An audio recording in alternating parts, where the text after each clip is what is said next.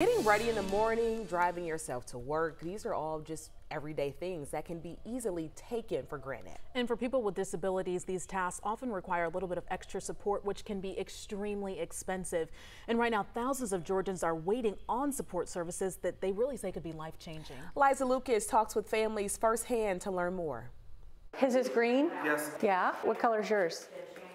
It's yellow. Yellow? From art projects to scavenger hunts, connection is at the heart of the Exceptional Foundation of Atlanta. One of the biggest parts is that they have a community. It doesn't matter what disability they have, they're a team. Beth Malinowski is executive director of the nonprofit, which provides day programming for young adults with disabilities. It's a refuge for people like her son, John, who is aged out of school-supported programs. They are so well taken care of in public schools. There's always somebody helping you make a plan, and literally on your 22nd birthday, you're done with all those services. And when the time comes, some parents struggle finding further support, navigating new challenges around cost and transportation, with some spending years waiting on services. We're in process to try to get the waiver. For Sharika, I think it took about 6 years. The wait list is so long, and we've been on the wait list for 10 years. According to the Georgia Council on Developmental Disabilities, more than 7,000 people are on the wait list for a Medicaid waiver in Georgia, which can help pay for home and community-based services for people with developmental or intellectual disabilities. Activities of daily living that most of us take for granted.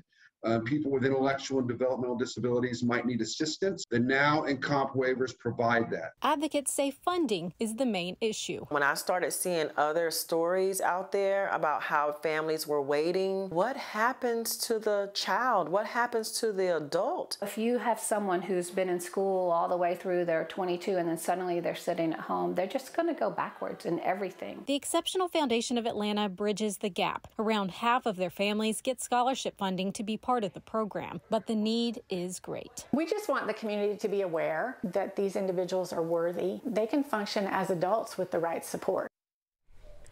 And you know, Liza, as we mentioned at the top, this can be absolutely life-changing for families in terms of support. So what's the next step? Where would we go from here?